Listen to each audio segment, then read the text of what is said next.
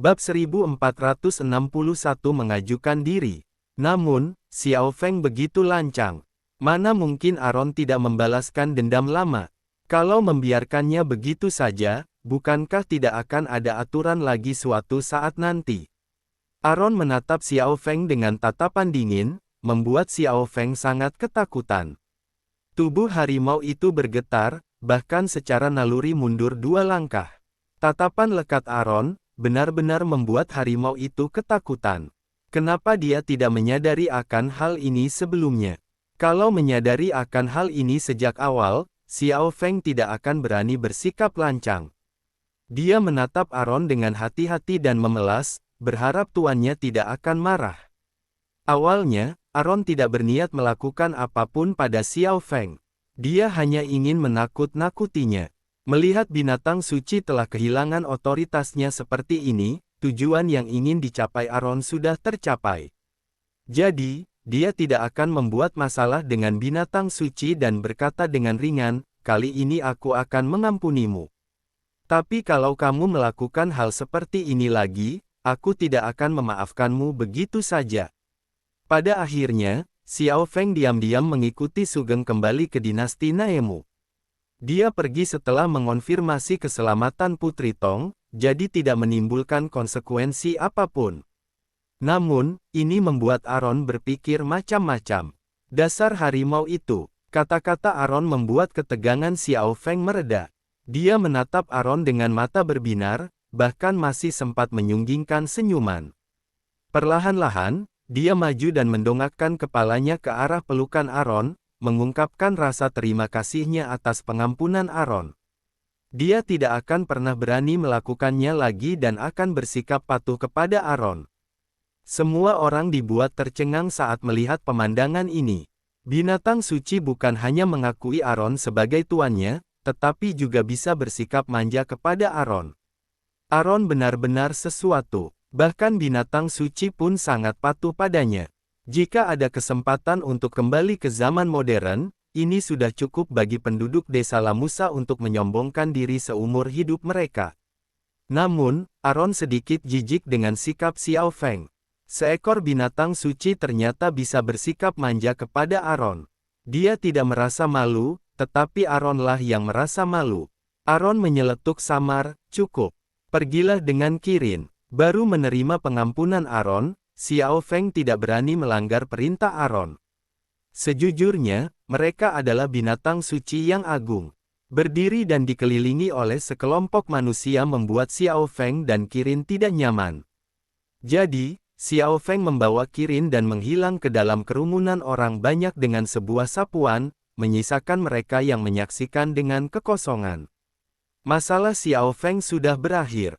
Kemudian, Aron melirik leluhur Pedang dan Sharon, bermaksud menanyakan kabar mereka di kediaman keluarga Xiao. Saat ini, mereka seharusnya berada di pustaka King Yuan. Sharon bisa membaca maksud tersirat di mata Aron, lalu mengatakan, "Masalah pustaka King Yuan sudah diurus, hanya menyisakan detail kecil saja. Aku juga sudah mengatur semuanya." Saat ini, leluhur Pedang dan Sharon sibuk mengurus masalah pustaka King Yuan. Itu bukan hal yang sulit, tetapi banyak hal yang harus diurus secara terperinci. Mereka juga harus melakukan semuanya secara pribadi, yang bukan merupakan tugas mudah. Mereka sibuk sampai sekarang dan baru menyelesaikan sebagian besar hal. Masalah pendaftaran juga telah memasuki tahap akhir. Di bawah publisitas yang kuat, hampir semua siswa kota Amura telah mendaftar, bahkan ada beberapa siswa dari luar kota Amura juga telah mendaftar. Dapat dikatakan bahwa sejauh ini, sekolah ini hampir penuh. Agar dapat mendistribusikan kelas dengan lebih baik, Sharon telah meminta bantuan Berdi, yang merupakan anggota dari bagian tersebut. Namun, tidak ada orang luar yang menyadari keanehan Berdi, sehingga hal ini hanya bisa dilakukan secara diam-diam. Bahkan ketika Berdi keluar masuk pustaka King Yuan, dia dijemput dan diantar secara diam-diam oleh leluhur Pedang. Mendengar hal ini, Aron mengangguk puas dan berkata, "Bagus sekali." Bagi pustaka King Yuan, Berdi memang merupakan bakat yang langka. Oleh karena itu, Aaron bertanya-tanya apakah dia harus membuat alasan agar bisa membuat Birdie masuk ke pustaka King Yuan dengan bebas dan membiarkannya menunjukkan kemampuan maksimalnya. Lagi pula, dengan hati Birdie, mengajar lebih cocok baginya daripada bergabung dengan pengadilan sebagai pejabat. Namun, Birdie adalah seorang cendekiawan. Seorang cendekiawan mengesampingkan karir resmi yang menjanjikan untuk bekerja di pustaka King Yuan sebagai guru. Kalau hal ini sampai tersebar, pasti akan membuat banyak orang curiga. Selain itu, Jason melakukan banyak kejahatan. Birdie adalah putra Jason yang paling berharga. Dia mengajar di King Yuan, pasti akan ada banyak tetua di keluarganya yang menentang. Pemikiran orang zaman dahulu penuh dengan prasangka.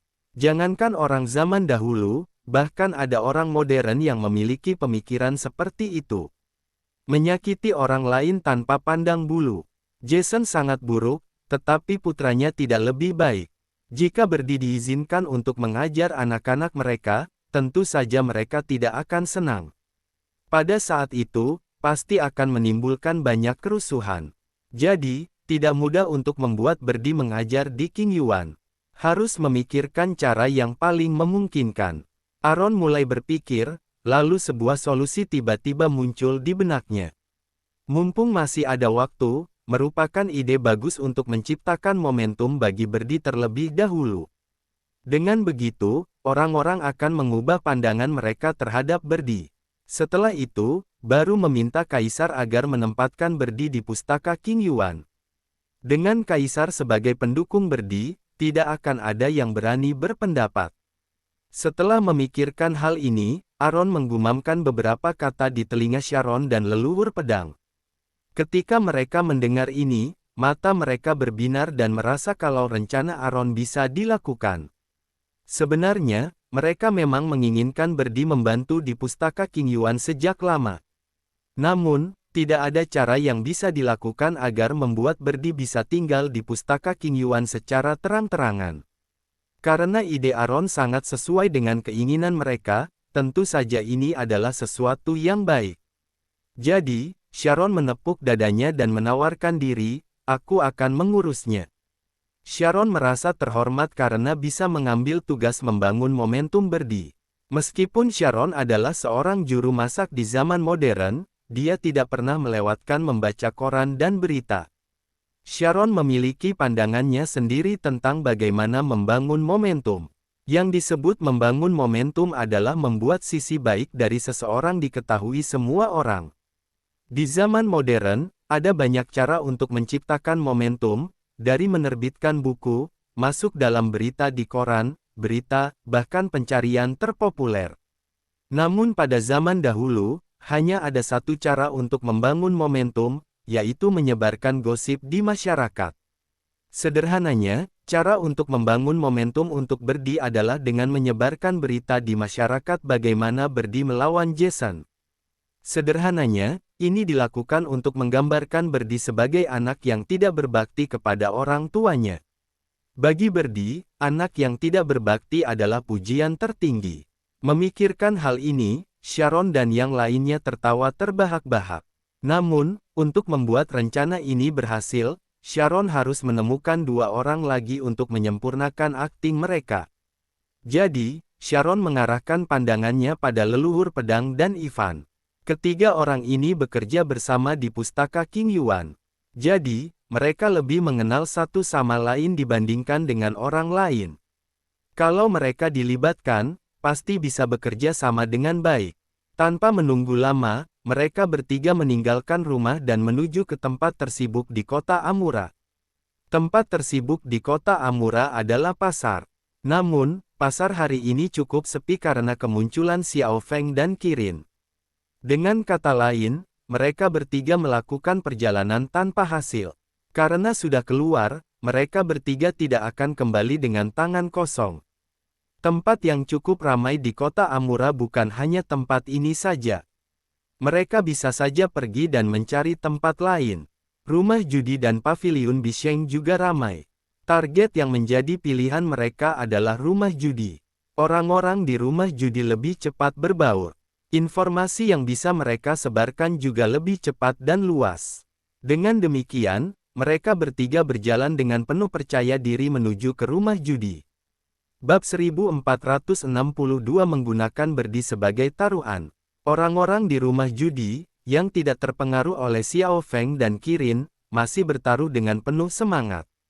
Suasana yang tercipta pun penuh dengan kegembiraan. Mereka bertiga datang ke tempat yang tepat. Bagi orang-orang di rumah judi, ketiganya relatif tidak dikenal. Melihat pakaian ketiganya, mereka tampak seperti putra-putra keluarga kaya. Ketiga pria bangsawan ini masuk secara tiba-tiba. Mereka yang punya penglihatan bagus pasti langsung menyambut mereka dengan senyum lebar. "Tuan, silakan masuk." Mereka bertiga mengikuti pelayan dengan tenang dan berhenti di depan meja judi. Leluhur Pedang berkata dengan muram, "Kita di sini hari ini bukan untuk berjudi, tapi untuk membagi-bagikan uang. Apa gunanya datang ke rumah judi kalau bukan untuk judi?" Dia bahkan bilang akan membagi-bagikan uang. Benar-benar ucapan pembawa kesialan. Apa mungkin orang ini memang gila? Semua orang di rumah judi langsung terdiam dan mata semua orang tertuju pada Leluhur Pedang. Dia adalah pria yang tampan. Dari kelihatannya juga memiliki latar belakang yang baik. Namun, kenapa pemikirannya sebodoh itu? Sungguh disayangkan. Hei, bukankah ini Raja ke-16? Pada saat ini, seseorang dengan penglihatan jeli mengenali Leluhur Pedang dan berteriak dengan mata berbinar. Segera setelah itu, orang tersebut menambahkan, "Tidak. Saat ini, kita harus memanggilnya Leluhur Pedang. Status Leluhur Pedang jauh lebih mulia daripada Raja ke-16. Raja ke-16, Leluhur Pedang." Sebagian besar orang yang hadir hanya tahu namanya, tetapi tidak tahu siapa dia. Bagaimanapun juga, entah itu Raja ke-16 atau Leluhur Pedang, tak satu pun dari mereka yang bisa dilihat oleh orang biasa. Sekarang, ketika mereka mendengar bahwa orang ini adalah Leluhur Pedang yang terkenal, kerumunan orang itu tidak percaya. Di antara mereka, beberapa orang bahkan berkata dengan nada masam, "Apa kamu tidak salah lihat? Leluhur Pedang adalah orang yang memiliki kedudukan dan status luar biasa. Mana mungkin datang ke tempat seperti ini? Mengapa Leluhur Pedang datang ke tempat di mana semua orang dari semua lapisan masyarakat berkumpul?" Mau berbohong pun tidak dipikirkan dulu, cekak. Kerumunan orang menimpali, "Benar, mana mungkin Leluhur Pedang datang ke tempat seperti ini?" Setelah itu, beberapa orang menertawakan pria itu, "Apa penglihatanmu mulai kabur sampai salah mengenali orang?" Hahaha, kerumunan orang itu pun ikut tertawa. Wajah orang itu langsung berubah pias. Dia ingin menyanggah perkataan orang-orang ini, tetapi dia sangat marah sampai tidak bisa mengucapkan sepatah kata pun. Dia hanya bisa menatap mereka dengan penuh kemarahan. Melihat reaksinya ini, orang-orang itu tertawa lebih keras lagi. Faktanya, ada lebih dari satu orang yang hadir yang pernah melihat Leluhur Pedang. Tentu saja mereka pernah bertemu dengan Yoki ketika masih menjadi Raja ke-16. Seperti kata pepatah, sebuah fase lahir dari hati. Yoki yang telah menyatu dengan hati pedang, memiliki perubahan drastis dalam hal pola pikir, bahkan kebiasaan hidupnya. Dalam jangka panjang, penampilannya juga sedikit berubah. Jika hanya bertemu dengannya sekali atau dua kali, wajar jika dia tidak mengenalinya. Pria ini pernah melihat Yoki sebelumnya, jadi dia mengenali Leluhur Pedang. Ketika mereka hampir selesai tertawa, Leluhur Pedang berkata dengan muram, "Dia benar. Aku Leluhur Pedang." Leluhur Pedang mengibaskan kipas di tangannya. Dengan embusan angin, semua chip di atas meja beterbangan, membalik dua kali di udara, lalu kembali ke posisi semula. Dengan menunjukkan kemampuan ini, Leluhur Pedang ingin menunjukkan kekuatannya dan meyakinkan mereka bahwa dia adalah Leluhur Pedang. Legenda mengatakan bahwa Leluhur Pedang adalah seorang yang memiliki tenaga dalam dan kemampuan bela diri yang hebat, dengan kipas yang tidak pernah lepas dari tangannya. Legenda juga mengatakan bahwa angin yang keluar dari kipasnya terasa dingin dan suram. Pria di depan mereka adalah Leluhur Pedang. Kali ini, semua orang menjadi sedikit khawatir. Mereka baru saja bertindak sembrono di depan leluhur pedang. Jika leluhur pedang mempermasalahkan hal ini, kalau tidak mati, mereka pasti akan cacat. Kenapa leluhur pedang datang ke tempat rendahan seperti ini? Atau jangan bilang orang ini hanya mencoba membodohi mereka dan membuat mereka terlihat buruk. Tidak ada yang menyangka bahwa leluhur pedang yang terkenal itu akan datang ke rumah judi. Beberapa penjudi yang penakut sangat ketakutan sampai kaki mereka lemas. Untuk menyelamatkan nyawa mereka, mereka berlutut dan mulai memohon pengampunan. Tuan, Tuan adalah orang terhormat. Tolong jangan memperpanjang masalah ini denganku yang orang rendahan. Aku benar-benar memiliki penglihatan yang buruk sampai menyinggung leluhur pedang. Aku minta maaf. Setelah mengatakan itu, dia benar-benar bersujud dengan rasa takut dan gentar. Apalagi yang bisa dia lakukan jika tidak bersujud? Ketika leluhur pedang kembali, adegan 10.000 pedang terbang masih segar dalam benaknya. Setiap kali mengingatnya, dia merasa sangat ketakutan. Sekarang, dia telah menyinggung leluhur pedang yang begitu kuat. Ini lebih membuatnya ketakutan. Melihat ini, leluhur pedang berkata dengan suara samar, "Bangun. Aku ada di sini karena iseng. Jangan merusak kesenangan kalian karena kedatanganku. Lanjutkanlah." Barusan, dia mengatakan datang kemari karena ingin membagi-bagikan uang. Dia melakukan itu karena ingin menarik perhatian para penjudi ini. Dia tidak benar-benar akan membagikan uang kepada mereka. Sebaliknya, dia berada di sini untuk menghasilkan uang bagi mereka. Namun, semua orang telah mendengar tentang kemampuan leluhur pedang. Dia turun tangan secara pribadi, membuat orang lain tidak senang karena takut diintimidasi oleh leluhur pedang. Bahkan tanpa berpikir pun mereka tahu kalau leluhur pedang bisa melakukan trik sulap.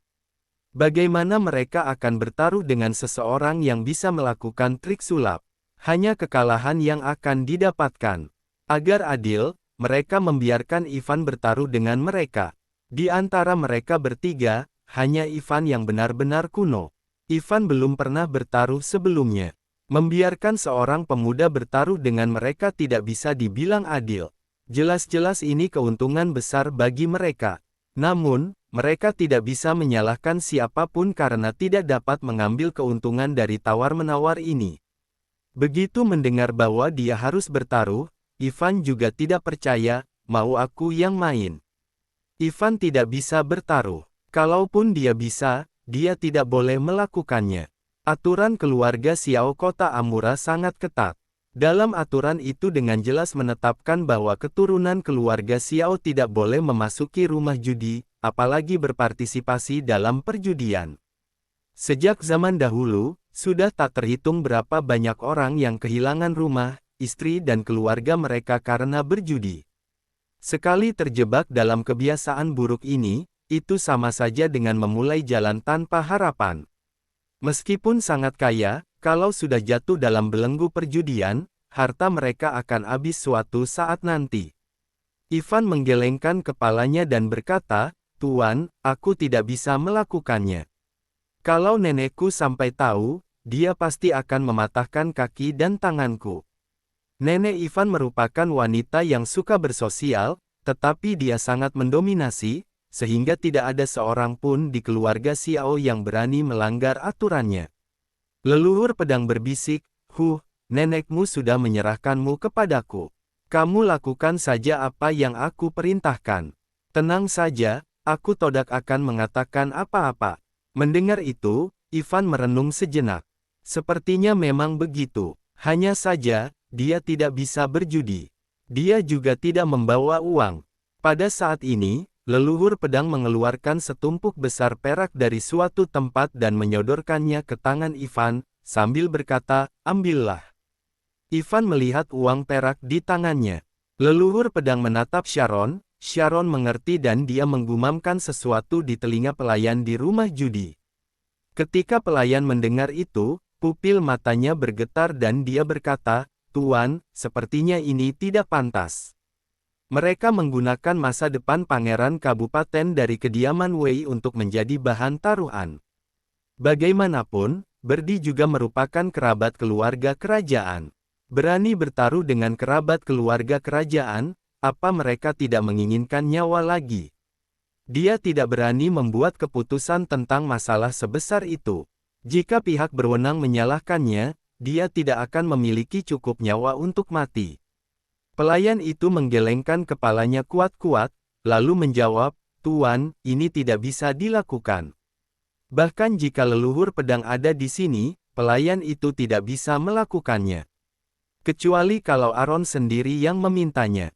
Bagaimanapun, Aaron adalah bos rumah judi. Dengan perintahnya, kalau terjadi sesuatu, dialah yang akan disalahkan. Apa yang dikhawatirkan akhirnya terjadi. Sosok Aaron muncul di rumah judi secara tak terduga. Bab 1463 menyebabkan kekacauan. Sejak mengambil alih rumah judi, Aaron jarang muncul di rumah judi. Kemunculannya membuat orang-orang di rumah judi sedikit khawatir, membuat mereka sedikit panik. Apa mereka sudah melakukan kesalahan sampai Aaron datang kemari? Mereka memandang Aaron dengan penuh ketakutan. Itu karena aura yang dipancarkan Aaron terlalu besar, tidak marah pun mampu mengintimidasi mereka. Bahkan leluhur pedang pun sedikit terkejut. "Aaron, kenapa kemari?" Aaron menjawab ringan, "Kalau aku tidak datang, sepertinya kamu tidak akan bisa memulai taruhan ini." Intinya, Aaron datang ke sini untuk membantu leluhur pedang. Sebenarnya, setelah segel hukuman dewa berhasil mengabari Aaron, Aaron bisa merasakan lokasi leluhur pedang dengan jelas. Bagaimanapun juga, leluhur pedang dan segel hukuman dewa berasal dari sekte yang sama, jadi memiliki hubungan yang erat satu sama lain.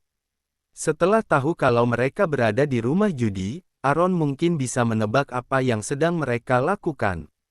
Mereka ingin menggunakan taruhan tersebut untuk menarik perhatian orang-orang kepada Berdi. Ini memang cara yang bagus. Namun, Aaron juga tahu bahwa taruhan ini tidak sepele dan reputasi keluarga kerajaan dipertaruhkan. Jadi, orang-orang di rumah judi tentu saja tidak akan setuju untuk melakukan taruhan ini. Bahkan jika Yindro ada di sana, dia tidak akan setuju untuk melakukan ini. Dalam hati Yindro, keluarga kerajaan sangat terhormat dan tidak akan pernah bisa digunakan untuk hiburan. Ini merugikan reputasi dan wajah kerajaan. Jika Kaisar sampai mempermasalahkan hal ini, bukan hal yang tidak mungkin kalau keluarga Yindro dihancurkan.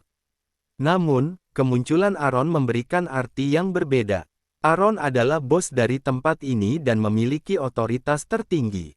Dia juga guru Kaisar dan penguasa King Yuan. Kaisar juga membutuhkannya. Selain itu, perilaku Aaron yang seenaknya juga bukan hanya dilakukan hanya sekali atau dua kali. Kaisar sudah terbiasa dengannya. Kematian Jason juga terkait dengan Aaron. Kaisar bahkan tidak mempermasalahkan hal ini, apalagi kalau hanya menggunakan pangeran kabupaten sebagai taruhan. Dia melakukan ini juga demi masa depan dinasti Naemu. Tidak ada salahnya. Benar, Kaisar memiliki hak untuk mengetahui hal ini. Aaron juga berusaha menghindari kecurigaan yang tidak perlu. Sebelum datang ke sini, dia sudah membujuk Kaisar. Aaron sedang melancarkan rencananya, berbicara tentang keuntungan bergabungnya Berdi ke pustaka King Yuan. Identitas asli Berdi telah diketahui oleh Kaisar. Karena dia sangat peduli dengan pendidikan di Lamusa, dan karena Berdi juga berambisi untuk memupuk lebih banyak bakat untuk dinasti Naemu, Kaisar menjadi kagum kepadanya. Aaron mengatakan kalau bakat sangat diperlukan jika dinasti Naemu ingin berkembang. Dengan indoktrinasi yang terus-menerus dari Aaron, Kaisar pun menyetujui ide-ide modern ini. Oleh karena itu, demi perkembangan dinasti Naemu di masa depan, apa artinya sedikit pengorbanan wajah keluarga kerajaan? Jadi, kunjungan Aaron ke rumah judi kali ini adalah kesepakatan untuk membuka taruhan dengan Berdi. Mendengar perkataan Aaron, Yoki tersenyum dan berkata, "Aaron, kamu hebat juga, memikirkan semuanya dengan matang." Aaron memandang leluhur pedang tanpa ekspresi, lalu berpikir dalam hati, kenapa aku merasa kalau kecerdasan orang ini tidak sebagus segel hukuman dewa? Jika segel hukuman dewa, dia akan berpikir bahwa masalah ini sangat penting. Jadi, mana mungkin seorang pegawai berani melakukan sesuatu kepada bosnya? Bagi Aaron, seharusnya leluhur pedang memberitahu masalah ini kepada Aaron terlebih dahulu. Bukankah semuanya akan beres? Dia bahkan tidak perlu sampai datang kemari. Aaron berkata dengan suara rendah, beraninya kamu berkata seperti itu. Leluhur pedang, orang yang diagungkan dari Kunlun dan dinasti Naemu memiliki kecerdasan yang bahkan tidak sebanding dengan manusia biasa seperti Aaron. Leluhur pedang sepertinya mengerti maksud kata-kata Aaron, jadi dia mengatakan, ini karena tubuh yang tidak berguna ini, yang membuat kecerdasanku menurun.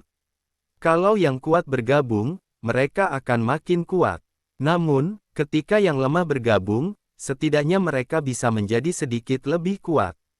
Itulah maksud perkataannya. Namun, Aaron masih tidak bisa menahan tawanya. Segel, apa kamu dengar? Itu karena kamu memilih pengganti yang cerdas. Kalau tidak, kamu akan menangis getir karena kebodohan orang ini. Meskipun segel hukuman dewa sering mengutarakan kebodohan Aaron, tetapi Aaron merasa kalau apa yang dia lakukan tidak menghambat segel hukuman dewa. Jadi, entah itu seni bela diri atau kecerdasan, leluhur pedang tidak bisa dibandingkan dengan Aaron. Tak disangka, seorang pengurus museum yang tidak penting di Lamusa, bisa hidup dengan status tinggi di dinasti Naemu. Hidupnya tidak sia-sia. Aaron merasakan kenyamanan di dalam hatinya. Namun, saat dia menghibur dirinya sendiri, dia juga harus menghibur saudaranya. Ya. Apa yang kamu katakan memang benar. Ya, itu salah Yoki, si sampah itu. Mendengar Aaron juga setuju dengannya, wajah leluhur pedang langsung berseri-seri. Dia berkata sambil tersenyum, Aaron, aku suka dengan perkataanmu. Lembut sekali bicaranya itu. Bahkan sampai membuat Aaron tidak tahan dan bergidik ngeri. Agar leluhur pedang tidak mengatakan sesuatu yang akan membuat Aaron ingin mencekiknya, Aaron kembali ke topik utama. Dia berkata kepada pelayan itu, lakukan saja apa yang dikatakan pria itu, tidak apa-apa. Kalau bos yang memberikan perintah, situasinya langsung berbeda. Pelayan itu menjawab, ya, aku akan mengurusnya. Segera setelah pelayan mengumumkan taruhan ini, suasana di rumah judi langsung meledak. Beraninya mereka bertaruh dengan keluarga kerajaan. Aaron benar-benar berani. Namun, hal ini juga menunjukkan sejauh mana Aaron dihargai oleh Kaisar.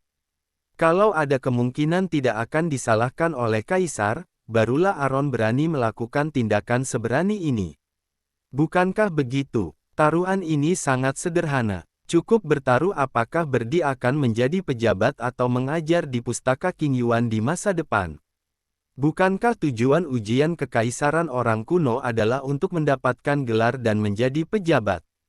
Berdi adalah seorang cendekiawan dan memiliki karir yang cerah. Jadi, bagaimana mungkin dia melepaskan karir yang bagus dan menjadi pengajar yang biasa-biasa saja? 99% orang yang hadir bertaruh kalau Berdi akan menjadi seorang pejabat. Hanya sedikit sekali dari mereka yang bertaruh dia akan menjadi pengajar. Dari jumlah yang sedikit ini, mereka menentukan pilihan karena melihat sikap Sharon dan Aaron. Mereka percaya pada penilaian Aaron, jadi berani bertaruh sesuai dengan perkataan Aaron. Sejujurnya, mereka juga merasa bahwa peluang Aaron untuk menang kecil. Selain itu, setelah kematian Jason, jika Berdi tidak bergabung dengan pengadilan sebagai pejabat dan malah lebih memilih menjadi pengajar, masa depan kediaman Wei akan benar-benar hilang. Selain itu, sejak kecil Berdi sudah terbiasa hidup dalam kemewahan. Apakah dia akan bersedia menjadi pengajar begitu saja? Menjadi seorang pengajar cukup melelahkan. Ini juga menandakan kalau Berdi harus hidup dalam kesengsaraan mulai sekarang. Lagi pula, penghasilan seorang pengajar sangat kecil, tidak cukup untuk menghidupi rak besar seperti kediaman Wei. Siapapun tidak akan melepaskan karir resmi yang bagus hanya untuk menjadi pengajar yang miskin, bukan? Mereka yang memilih mempercayai Aaron hanya mengejar keajaiban. Dalam waktu sekejap, jalanan kota Amura, bahkan seluruh kota Amura dipenuhi dengan desas-desus tentang taruhan ini. Segera setelah rumor tentang taruhan ini menyebar, beberapa orang mulai terpengaruh dan berspekulasi apakah Berdi benar-benar akan menjadi pengajar. Bahkan jika mereka tidak percaya akan kemungkinan itu, hal itu tetap membuat mereka cemas.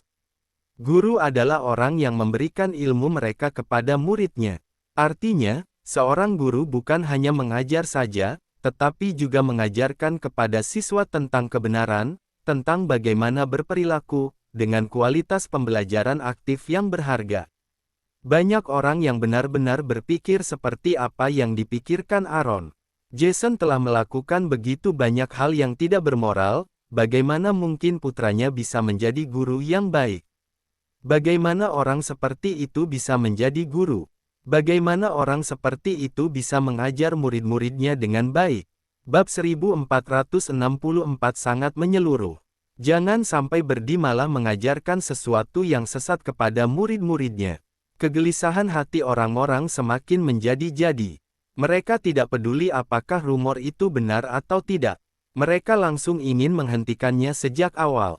Bagaimanapun juga, mereka tidak dapat menerima Berdi sebagai pengajar pustaka King Yuan. Jika bukan karena fakta bahwa mereka masih mendapatkan perak setiap hari dari pustaka King Yuan, mereka ingin agar anak mereka tidak pergi ke pustaka King Yuan. Dengan begitu, apakah rumor ini benar atau tidak, itu tidak akan mempengaruhi mereka. Sayangnya, ada uang yang diberikan pustaka King Yuan. Jadi, mereka tidak bisa melepaskan keuntungan ini. Jadi, mereka tidak punya pilihan selain keluar dari zona nyaman mereka dengan menghalangi Berdi agar tidak menjadi pengajar di pustaka King Yuan. Dalam waktu kurang dari 1 hari, seluruh kota Amura menjadi heboh. Di satu sisi, ada taruhan dan di sisi lain ada pemboikotan terhadap Berdi. Di sisi lain, Berdi bahkan tidak menyadari situasi tersebut. Dia hanya terus fokus belajar seni bela diri bersama Thomas. Namun, hal-hal ini membuat keributan besar. Di kediaman Wei, hanya Berdi dan Thomas yang tidak mengetahuinya. Melihat pangeran kabupatennya sendiri tidak tahu, kepala pelayan merasa tidak enak. Setelah memikirkannya, dia memutuskan untuk memberitahu Berdi tentang hal itu. Namun, begitu kepala pelayan mendatangi Berdi, kepala pelayan dibuat ragu karena melihat ekspresi riang Berdi karena ketidaktahuannya. Pada saat itu, Thomas yang bisa membaca suara hati, berkata dengan suara pelan, "Berdi, semua orang membicarakanmu di luar." Mengatakan kalau orang di luar sana membicarakan Berdi, itu berarti Berdi membuat keributan besar. Berdi tersenyum dan berkata, "Apa yang mereka bicarakan? Dia adalah pangeran kabupaten, hal menarik apa yang membuat mereka membicarakannya?" Kata-kata Thomas mengejutkan kepala pelayan, membuatnya bertanya-tanya dalam hati, apa tuan ini tahu apa yang terjadi di luar sana? Thomas tidak peduli dengan emosi di wajah kepala pelayan. Dia hanya menjawab ringan, "Aku baru tahu setelah kamu datang." Intinya, dia tahu apa yang kepala pelayan itu pikirkan dalam hati. Hal ini membuat hati dan jiwa kepala pelayan bergetar. Siapa pria muda ini? Kenapa dia misterius sekali? Pada saat yang sama, kepala pelayan merasa senang karena dia tidak memiliki pikiran buruk. Jika pria muda ini tahu, konsekuensinya akan sangat besar. Setelah mendengarkan kata-kata Thomas, Berdi menoleh untuk melihat kepala pelayan dan berkata, "Kepala pelayan, katakan, apa yang terjadi di luar?" Kepala pelayan tahu bahwa dia tidak bisa menyembunyikannya, jadi dia menceritakan semuanya kepada Berdi. Setelah mendengar ini, Berdi terdiam sejenak sebelum kembali ke akal sehatnya, lalu berkata dengan heran, "Benarkah terjadi hal seperti itu?" Tampaknya orang yang memahami Berdi adalah Aaron. Pasti karena Aaron berpikir bahwa mengajar lebih cocok untuknya dan membuka jalan baginya. Tidak perlu dipikirkan lagi, taruhan ini pasti ada hubungannya dengan Aaron. Dengan semua suara-suara penolakan itu, Berdi yakin bahwa Aaron akan segera bisa menghentikannya. Sungguh melegakan memiliki anak rumahan yang baik seperti Aaron. Tentu saja, bahkan Aaron membantu Berdi memilih masa depannya. Bagus sekali. Setelah mendengarkan kata-kata kepala pelayan, Berdi bukannya terlihat sedih atau khawatir, dia malah tersenyum tipis. Hal itu membuat kepala pelayan bingung. Apa yang terjadi di luar sana sangat tidak menghormati Pangeran Kabupaten. Mungkinkah Pangeran Kabupaten tidak marah sedikit pun? Atau apakah Pangeran Kabupaten tahu bahwa tidak ada gunanya marah, jadi dia sengaja memaksakan diri untuk menjadi kuat? Kalau begitu, Pangeran Kabupaten juga cukup menyedihkan. Dia kehilangan ayah dan ibunya di usia muda, lalu memiliki tanggung jawab besar untuk mengurus kediaman Wei. Kepala pelayan memandang Berdi dengan simpatik, lalu mengatakan, Pangeran Kabupaten, apakah Pangeran ingin pergi ke istana untuk melaporkan masalah ini kepada Yang Mulia dan meminta Yang Mulia untuk memberikan keadilan untuk Pangeran? Bagaimanapun, Berdi adalah anggota keluarga kerajaan. Kepala pelayan percaya bahwa Kaisar pasti akan mengurus masalah ini. Selama Kaisar bersedia turun tangan, masalah ini akan selesai. Namun, Berdi menolak, tidak. Jangan khawatirkan hal itu. Jangan khawatirkan hal itu. Maksudnya, biarkan saja situasi ini berkembang. Kepala pelayan itu benar-benar bingung. Dia tidak tahu apa yang ada di dalam pikiran Berdi. Namun, Berdi adalah majikannya.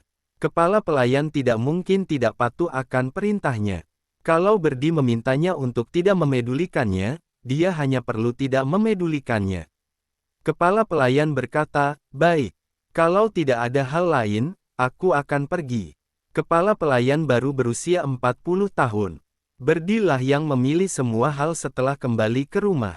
Penilaian Berdi cukup bagus. Kepala pelayan itu tidak hanya cakap, tetapi juga baik hati. Hanya saja, seorang pria berusia 40-an di zaman modern tengah berada di masa jayanya. Dia bukan orang yang tua. Di dinasti Naemu, seorang pria berusia 40-an ini dianggap sebagai pelayan tua, memberi Berdi perasaan berbeda. Berdi memandangi punggung kepala pelayan dan merasa sedikit sedih. Pada saat ini, Thomas memiringkan kepalanya dan berkata, Berdi, orang-orang di luar membicarakanmu seperti ini, apa kamu benar-benar tidak peduli? Thomas dan Berdi terus bersama siang dan malam. Jadi, persahabatan keduanya makin dalam. Selama Berdi mengatakan sesuatu, Thomas pasti akan membantu Berdi mendapatkan keadilan dengan menghajar mereka yang berkata buruk tentang Berdi. Berdi memahami niat baik Thomas. Jadi, dia tersenyum dan berkata, benar-benar tidak perlu memedulikannya. Ini rencana tuanmu. Dengan pernyataan ini, Thomas tahu bahwa orang-orang kediaman keluarga Xiaolah yang telah memicu kemarahan publik. Namun, dia tidak mengerti mengapa dia melakukan ini. Berdi berkata, dia mencoba membantuku. Aku akan menceritakannya nanti. Setelah dia mengatakan itu, sudut mulut Berdi terangkat, tidak bisa menyembunyikan kegembiraannya. Ternyata Aaron masih peduli padanya. Thomas mengangguk bingung dan berkata, ya. Setelah 1 hari memanas, popularitas taruhan makin meningkat dan pintu rumah judi hampir meledak. Banyak orang telah memasang taruhan mereka dan situasinya masih sama. Sebagian besar orang mendesak Berdi untuk bergabung dengan dinasti sebagai pejabat. Hanya sebagian kecil orang yang bertaruh pada Berdi untuk menjadi pengajar. Beberapa orang yang bertaruh pada Berdi untuk menjadi pengajar melakukannya karena percaya pada kediaman keluarga Xiao. Beberapa ingin melihat peruntungan mereka bagus. Beberapa lainnya, mereka bertaruh dengan terburu-buru dan salah menjatuhkan pilihan. Sementara itu, boikot terhadap Berdi sebagai pengajar makin kuat, sampai-sampai beberapa orang bekerja sama pergi ke kediaman Wei untuk membuat onar. Mereka meneriakkan, menolak Berdi sebagai pengajar. Di depan kediaman Wei, mereka melemparkan daun-daun busuk dan telur busuk. Lebih parahnya lagi, mereka melemparkan air seni dan kotoran ke dalam kediaman Wei. Singkatnya, apapun yang bisa mereka pikirkan akan mereka lemparkan ke dalam rumah. Orang-orang ini berjuang habis-habisan demi kepentingan mereka sendiri dan masa depan anak-anak mereka. Hanya karena Jason telah tiadalah mereka berani membuat keributan seperti itu di depan kediaman Wei. Jika Jason masih ada di sini, mereka bahkan tidak akan berani mengeluarkan kentut, apalagi membuat keributan di depan kediaman Wei. Orang-orang kuno ini takut dengan yang kuat dan hanya menindas yang lemah. Mereka bersikap seperti ini, bukankah karena menganggap Berdi sebagai anak kecil yang mudah digertak? Berdi benar-benar membiarkan mereka bermain-main dan tidak melakukan apa-apa. Aaron dan yang lainnya yang menyaksikan kejadian ini secara sembunyi-sembunyi hanya bisa mengagumi ketabahan Berdi. Leluhur pedang mengatakan, seperti yang diharapkan dari seorang guru, kesabarannya luar biasa. Jika orang-orang ini membuat keributan kepada kediaman keluarga Xiao, leluhur pedang akan melemparkan semua yang mereka lemparkan kembali kepada mereka. Aaron berkata dengan lirih, sedikit ketidaksabaran akan merusak rencana besar. Berdi pasti sudah bisa menebak maksud Aaron dan tidak ingin merusak rencana Aaron. Jadi, karena itulah dia menahan diri. Awalnya Aaron juga berpikir untuk melihat bagaimana Berdi dan Thomas menghadapi sekelompok orang yang sulit diatur ini. Dia juga akan membantu kalau mereka membutuhkan bantuan. Sekarang, tampaknya kedua orang itu sedang berlatih seni bela diri di dalam rumah dan tidak mendengarkan apa yang terjadi di luar pintu. Suasana sangat tenang, jadi tidak ada yang perlu Aaron dan yang lainnya lakukan. Kemudian, mereka bisa menerapkan rencana berikutnya. Bab 1465 Guru Situ Seperti Ayah. Ayo pergi. Setelah mengatakan itu, Aaron memimpin rombongan ke Paviliun Bisheng. Paviliun Bisheng sudah menemukan seorang pendongeng. Selain itu, untuk membangun momentum, Paviliun Bisheng juga sudah mengeluarkan berita. Hari ini, Paviliun Bisheng akan membuka program mendongeng, jadi mengharapkan kehadiran semua orang. Sudah biasa bagi restoran untuk mengadakan pertunjukan bernyanyi dan menari. Namun, ini adalah pertama kalinya mereka mendengar tentang mendongeng. Ini adalah hal yang baru. Oleh karena itu, begitu berita ini keluar, hal ini berhasil membangkitkan rasa ingin tahu semua orang.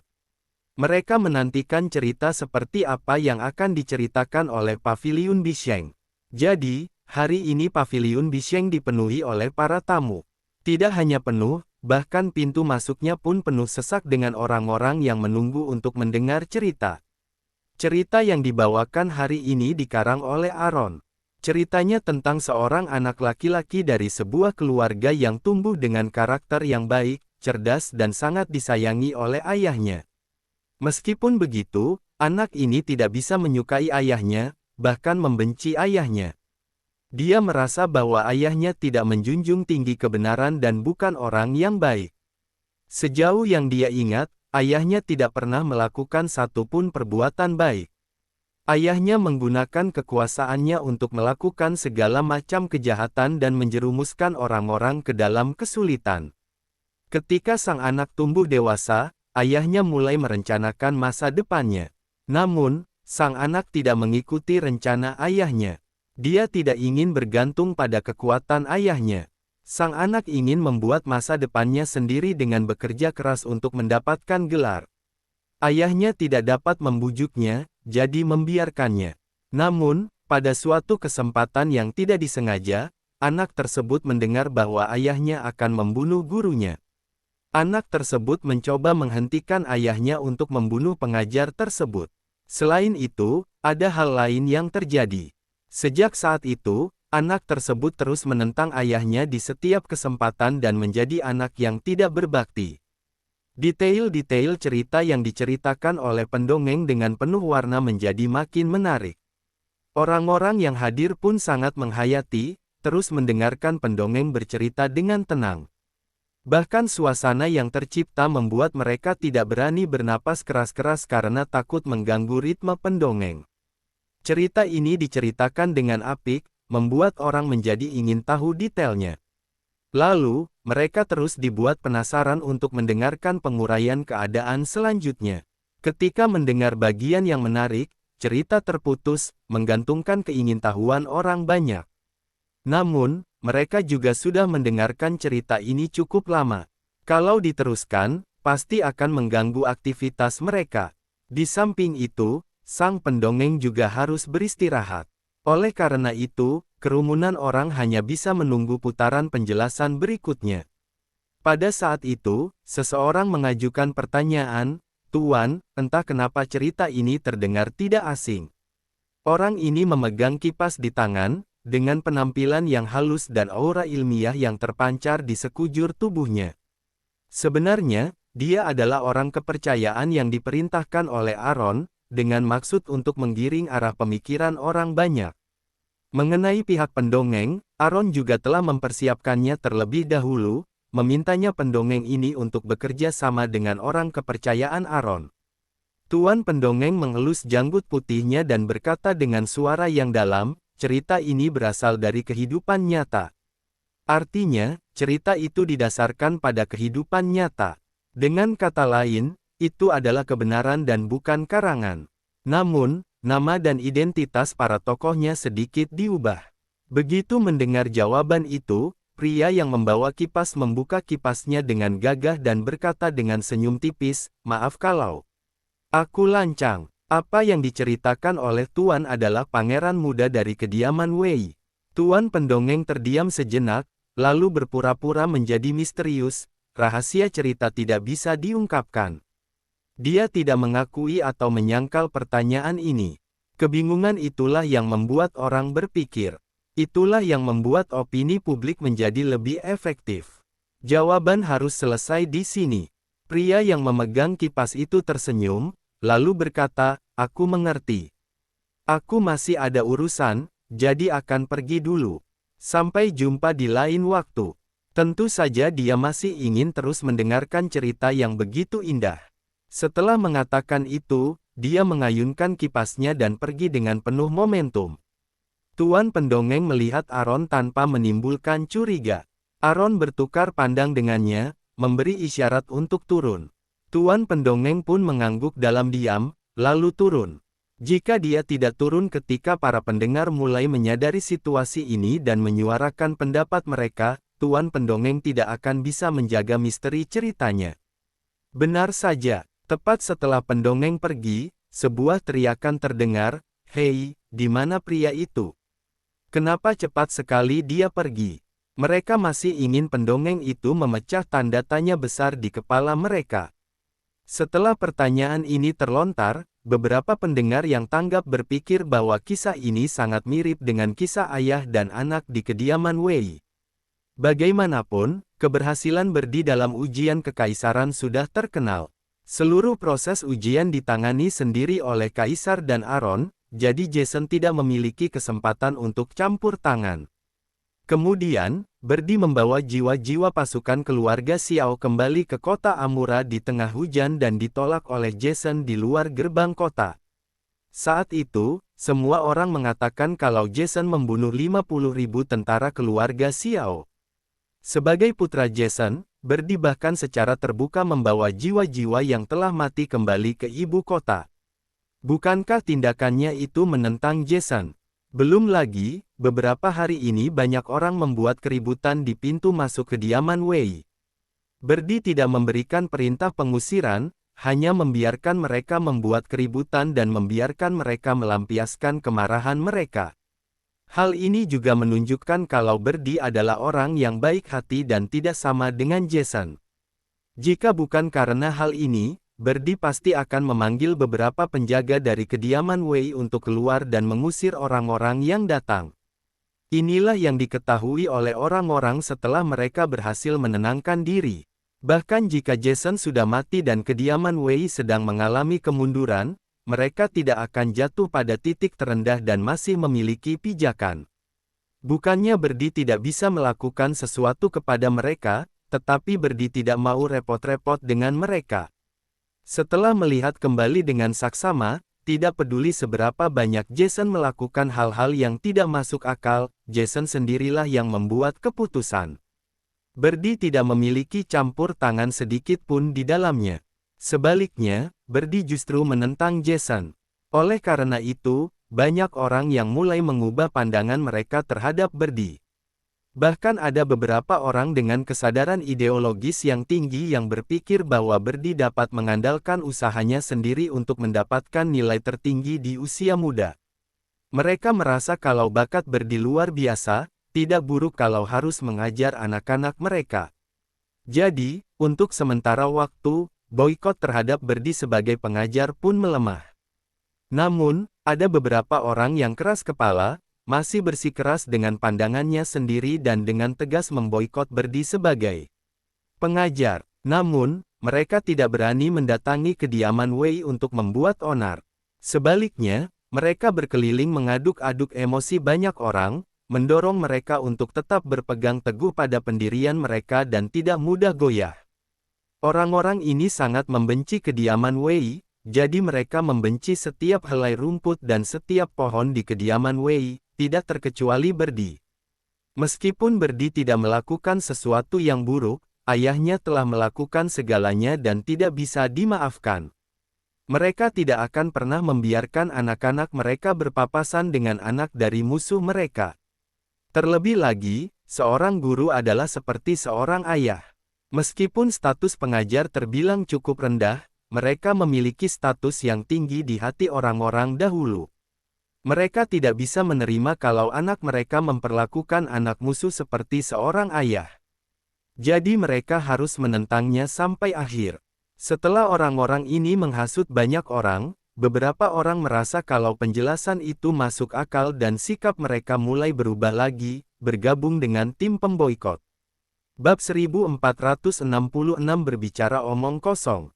Namun, ada banyak orang yang merasa bahwa Berdi adalah orang yang membawa jiwa-jiwa yang telah mati dari tentara keluarga Xiao sepanjang jalan kembali ke kota Amura di tengah hujan, tanpa mempedulikan kesehatannya sendiri, sudah cukup untuk menepis prasangka dalam pikiran mereka. Beberapa anggota dari pasukan keluarga Xiao memiliki pemikiran seperti itu. Secara umum, ada lebih banyak orang yang mengubah sikap mereka daripada yang tetap pada pendiriannya. Hampir 90% dari mereka tidak menentang Berdi sebagai pengajar. Aaron merasa senang bahwa kisah baru mulai diceritakan dan hasilnya sangat luar biasa. Selama 3 hari berikutnya, orang-orang yang mendengar cerita pendongeng secara sukarela menempatkan karakter-karakter dalam cerita tersebut di tempat yang tepat dan makin yakin bahwa cerita tersebut adalah tentang Jason dan Berdi. Untuk membuat efek yang lebih baik lagi, Aaron juga menggambarkan cerita tambahan untuk membuat sosok Berdi sebagai pemberontak lebih jelas, membuat para pendengar sangat puas. Seorang ayah seperti Jason memang harus menjadi dilawan. Kemampuan Berdi untuk membedakan mana yang benar dan mana yang salah pada usia yang begitu muda sungguh merupakan hal yang terhormat dan patut dipuji. Ya, mereka yang telah mengubah sikap mereka terhadap Berdi di bawah penggambaran sang pendongeng, secara tidak sadar telah mengembangkan rasa kekaguman terhadap Berdi. Apa salahnya jika orang yang luar biasa seperti itu mengajar anak-anak mereka? Akan menjadi suatu kehormatan besar bagi anak-anak mereka untuk diajar oleh Berdi. Oleh karena itu, ketika mereka mengetahui bahwa orang-orang yang keras kepala masih bersikeras dengan pandangan mereka, mereka mulai mengkritik orang-orang yang keras kepala itu. Mereka mengatakan bahwa orang-orang yang keras kepala itu tidak berpendidikan dan telah dibutakan. Dengan melakukan penolakan, mereka akan kehilangan seorang pengajar yang sangat baik. Dengan demikian, mereka akan menghalangi jalan kemajuan anak, yang tidak akan ada gunanya bagi mereka. Pada awalnya, mereka yang keras kepala akan berdebat dengan orang-orang ini dan berusaha mencari pembenaran. Namun bagaimanapun juga, mereka kalah jumlah oleh orang-orang ini. Selain itu, setelah bersikeras selama beberapa hari, mereka tidak hanya tidak melihat hasil apapun. Mereka juga diteriaki karena tidak bisa membedakan mana yang benar dan mana yang salah. Saat bertengkar, mereka merasa sedikit kewalahan, dan sikap keras kepala mereka berangsur-angsur melemah. Suara perlawanan juga berangsur-angsur melemah. Meskipun masih ada, momentumnya sudah jauh lebih kecil. Pemberontakan mereka seperti orang yang sekarat, yang bisa mati kapanpun. Setelah berita memanas selama beberapa hari, jumlah orang yang bertaruh bahwa Berdi akan menjadi pengajar makin bertambah. Mereka yang bertaruh adalah orang-orang dengan penilaian yang tajam, termasuk Moltres dan Sugeng. Keduanya sangat licik. Mereka mengenal Aaron dan tahu bahwa Aaron tidak pernah bertarung dalam pertarungan yang tidak dia yakini. Kediaman keluarga Xiao berani memimpin dalam bertaruh pada Berdi untuk menjadi pengajar, jadi Berdi akan menjadi pengajar dan hanya tinggal menunggu waktu. Mereka tidak akan menyia-nyiakan kesempatan yang baik untuk menghasilkan uang. Mereka takut akan menyesal di kemudian hari. Jadi, mereka berdua menggunakan hampir semua aset mereka untuk mengikuti taruhan Aaron. Apa mereka bisa makan atau tidak di masa depan, semuanya tergantung taruhan ini. Hehehe, mereka menghitung dengan jari mereka. Tidak hanya bisa makan, mereka juga akan makan besar kalau bisa memenangkan taruhan ini. Beberapa hari yang lalu, rumah judi ramai dengan orang-orang yang bertaruh pada Berdi untuk menjadi seorang pejabat, mengejek mereka yang bertaruh pada Berdi untuk menjadi pengajar. Apa sekarang otak mereka mulai rusak? Namun, apa seseorang akan meninggalkan karir yang menjanjikan untuk menjadi seorang pengajar? Mereka yang bertaruh pada Berdi sebagai pengajar hanya tinggal menunggu tangisan mereka. Belakangan ini, perbincangan mengenai Berdi sangat ramai. Bahkan, Berdi juga turut dibahas di Istana Kekaisaran. Di Aula Changming, Kaisar duduk dengan ekspresi acuh, sesekali melirik ke arah para menteri di bawahnya. Aaron yang belum pernah datang ke pengadilan pagi pun datang untuk pertama kalinya. Namun, dia berdiri dengan tenang, tidak mengucapkan sepatah kata pun. Hal ini membuat para menteri sedikit bingung. Tidak ada yang perlu dilaporkan, tetapi Aaron masih datang ke pengadilan pagi.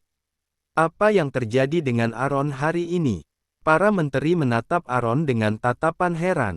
Wajah Aaron tenang dan santai, seolah-olah dia adalah satu-satunya orang di Aula Changming. Rasa heran ini tidak mungkin terus berlanjut. Para menteri memiliki hal-hal penting untuk dilaporkan, jadi mereka tidak terlalu peduli dengan Aaron. Setelah masalah terkait Freddy Cho, para menteri tampaknya telah belajar banyak. Ada beberapa hal yang tidak langsung mereka beritahukan kepada Kaisar, tetapi disampaikan melalui perwakilan. Lalu, ada yang berkata kepada Moltres, dalam beberapa hari terakhir, ada masalah yang berkembang di masyarakat yang membuat banyak keributan. Apa kamu sudah mengetahuinya? Masalah ini memanas lebih dari 1 atau 2 hari. Jangankan Moltres, bahkan orang-orang di dalam istana pun mengetahuinya. Hanya Kaisar yang tahu cerita di dalamnya. Karena tidak ada yang membahasnya, jadi Kaisar hanya akan bersikap layaknya tidak tahu dan membiarkannya begitu saja. Jarang-jarang seorang Aaron datang ke pengadilan pagi. Kaisar tahu kalau sudah waktunya masalah ini diselesaikan. Secara kebetulan, hari ini ada yang menyebutkan masalah ini, jadi waktunya sangat tepat. Orang-orang tua ini pintar. Mereka tahu bagaimana mendorong Moltres, penjabat Perdana Menteri untuk menjadi papan suara mereka. Freddy Cho adalah contohnya. Moltres adalah seorang Perdana Menteri, yang posisinya membawahi ribuan orang.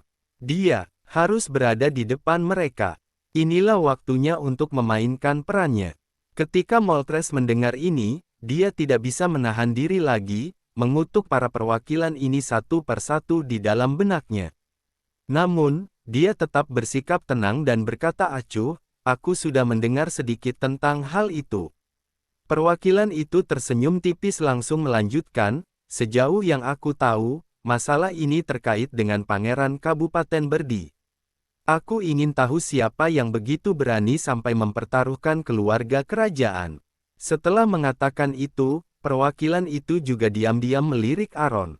Dalam hati, dia berpikir kalau tidak ada orang selain Aaron yang berani melakukannya. Namun, dia tidak akan berani menyebutkan nama Aaron secara langsung. Jika ingin menyebutkan nama Aaron, itu harus dilakukan oleh Moltres.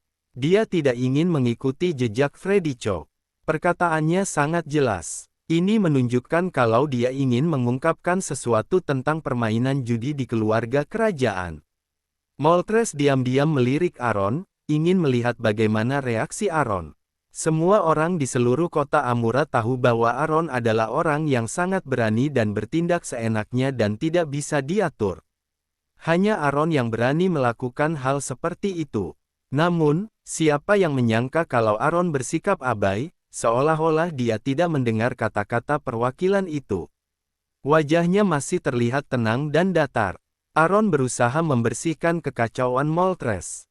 Moltres berdeham, langsung mengabaikan kata-kata perwakilan itu dan berkata dengan hormat, "Yang mulia, aku telah memastikan kalau masalah ini adalah tindakan Pangeran Kabupaten Berdi." Suasana menjadi gempar ketika kata-kata ini terlontar. Moltres sangat ahli dalam hal berbohong. Bagaimana mungkin Pangeran Kabupaten bertaruh pada dirinya sendiri? Lucu sekali. Keluarga kerajaan sangat menghargai wajah kerajaan. Berdi tidak peduli dengan wajah kediaman Wei, tetapi dia tidak bisa melakukan tindakan yang kiranya bisa menyeret seluruh keluarga kerajaan dan membuat malu keluarga kerajaan. Membiarkan anak-anak kerajaan sebagai taruhan adalah hal yang sangat memalukan. Bagaimana Berdi bisa melakukan hal seperti itu? Moltres benar-benar bicara omong kosong. Bahkan Aaron pun tersentak oleh kata-kata Moltres. Bagaimanapun, dia tidak menyangka Moltres akan mengatakan kebohongan seperti itu.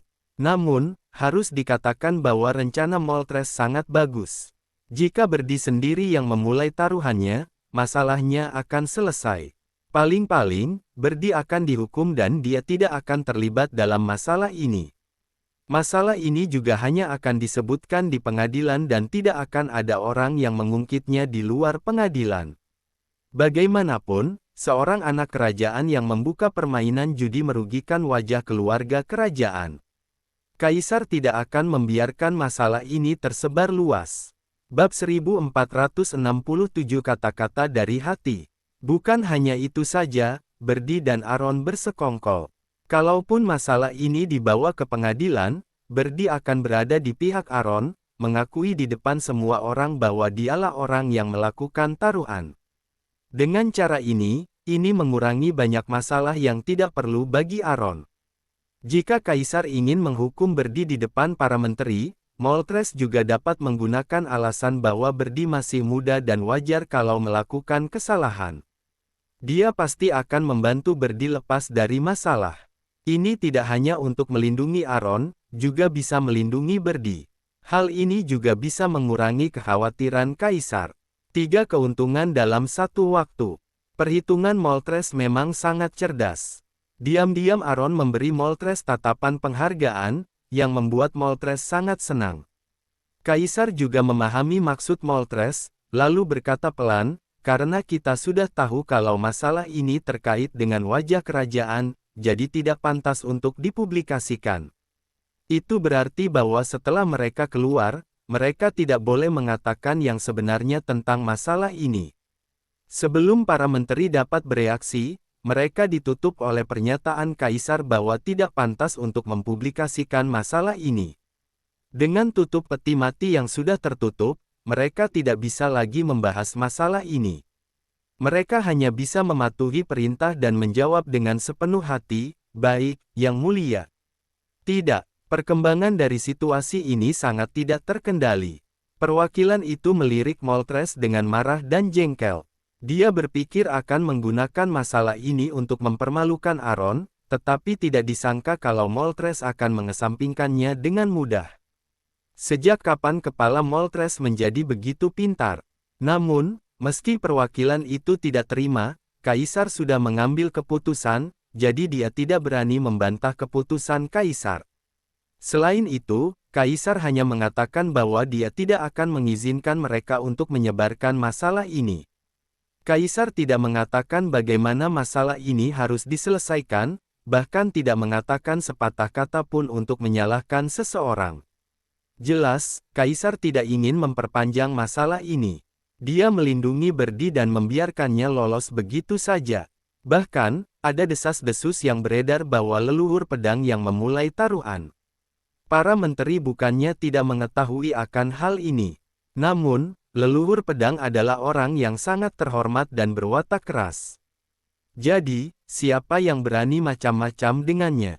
Namun, semua orang tahu bahwa leluhur pedang tinggal di kediaman keluarga Xiao dan sangat dekat dengan Aaron. Jadi, tidak putus kemungkinan kalau Aaronlah yang mengizinkan leluhur pedang untuk menjalankan permainan judi. Para menteri ingin mengambil kesempatan ini untuk menjatuhkan Aaron.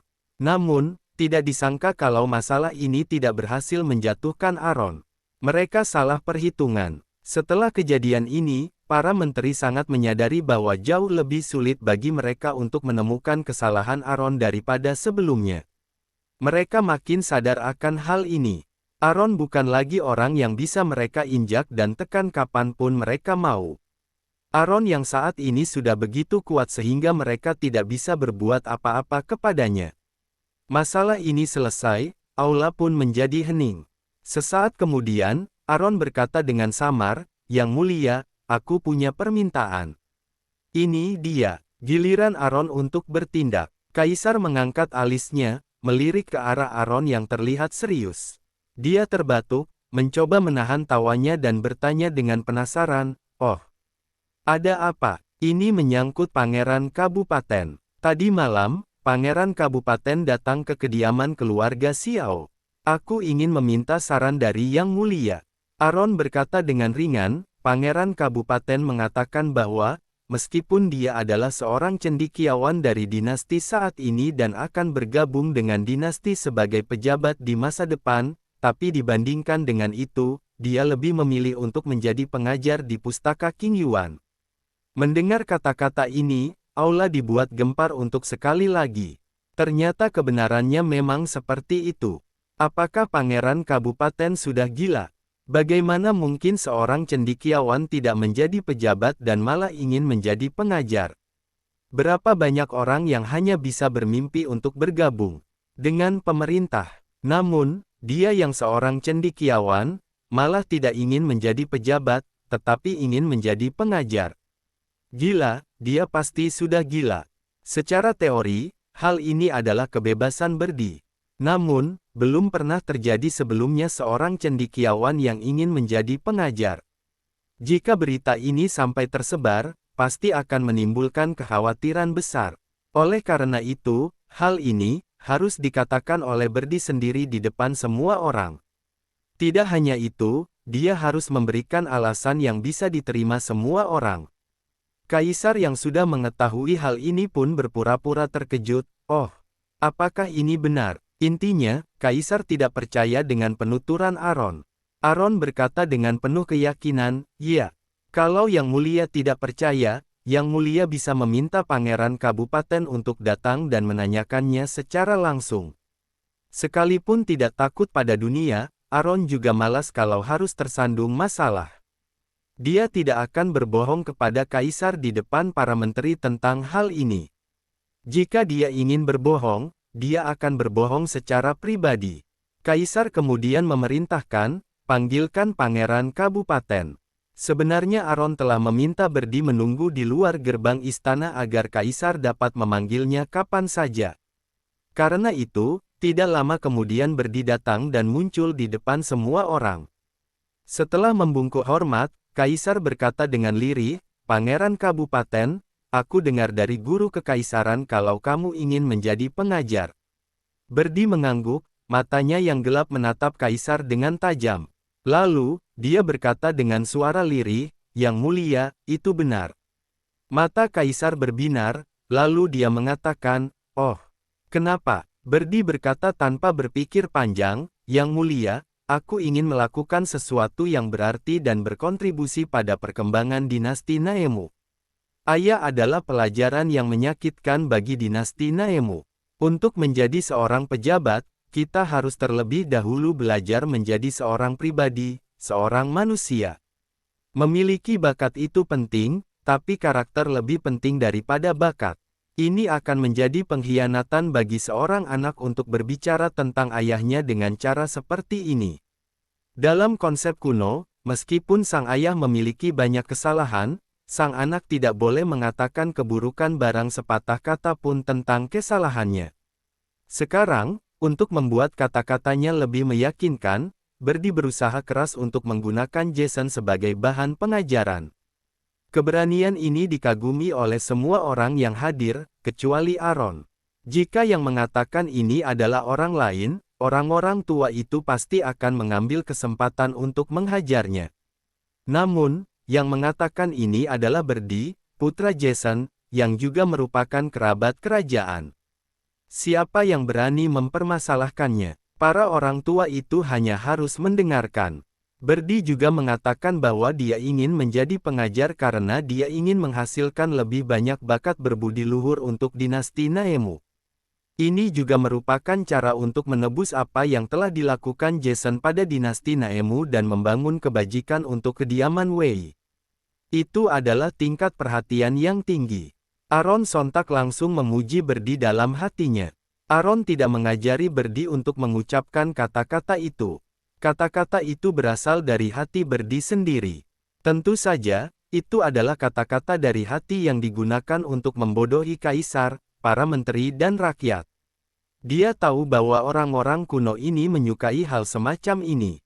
Namun, apa yang dikatakan Berdi memang berlaku untuk dinasti Naemu. Bahkan jika seseorang yang menjadi pejabat, sangat berbakat, jika hatinya tidak berada di tempat yang tepat, maka dia adalah momok bagi negara dan rakyat. Jason adalah contoh mutlak. Dia menimbulkan kekacauan di dinasti Naemu. Teori Berdi tentang pengajaran mirip dengan pembicaraan Aaron dan Kaisar tentang pengajaran bakat, yang juga disetujui oleh Kaisar. Ditambah lagi, Aaron telah berbicara dengan Kaisar sebelumnya. Kaisar secara pribadi mendukung Berdi untuk mengajar di King Yuan. Jadi, tentu saja Kaisar akan menyetujui hal tersebut. Namun, Kaisar tidak dapat bertindak sewenang-wenang. Dia masih harus mendiskusikannya dengan para menteri walau sebagai simbolis saja. Kaisar berpura-pura berpikir sejenak, lalu berkata, "Bagaimana pendapat kalian tentang pemikiran Pangeran Kabupaten?" Moltres menjadi orang pertama yang berbicara. "Aku pikir orang seperti Pangeran Kabupaten sangat langka. Karena dia memiliki niat seperti itu, akan lebih baik Yang Mulia bisa mengabulkan keinginannya." Bab 1468 menjadi serakah.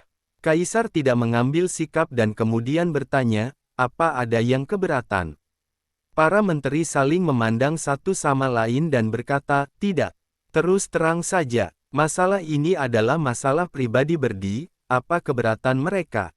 Mereka hanya merasa sayang sekali jika sang cendekiawan meninggalkan karir resmi yang terbuka cemerlang. Karena tidak ada yang keberatan, maka tidak ada masalah. Kaisar berkata dengan lirih, permintaan Pangeran Kabupaten dikabulkan. Dengan demikian, masalah Berdi menjadi pengajar telah selesai. Pada titik ini, meskipun bodoh, orang yang berada di aula tahu tujuan sebenarnya dari taruhan tersebut. Dunia luar menjadi ramai, semuanya agar Berdi bisa masuk ke King Yuan secara terbuka. Mereka semua merasa tidak habis pikir kenapa Aaron harus berusaha keras untuk mengatur permainan seperti itu. Pikiran Aaron makin sulit untuk dipahami. Berdi sangat senang setelah menerima persetujuan dari Kaisar.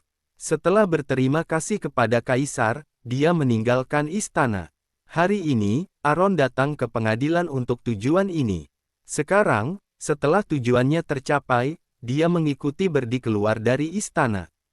Tidak lama setelah Berdi kembali ke kediaman Wei, sebuah dekrit kekaisaran dikeluarkan untuk Berdi yang menyatakan kalau dia akan menjadi pengajar di King Yuan. Keputusan kekaisaran ini membuat seluruh kota Amura meledak dengan kegembiraan. Apa? Bagaimana ini bisa terjadi? Apa yang ada di kepala Berdi sebenarnya? Dia adalah seorang sarjana, tetapi dia akan meninggalkan karir resminya. Ini adalah sebuah wahyu yang mengejutkan, yang membuat orang banyak mempertanyakan tentang arti kehidupan. Sebuah dekrit suci turun dan menghapus semua perlawanan terakhir terhadap Berdi sebagai pengajar.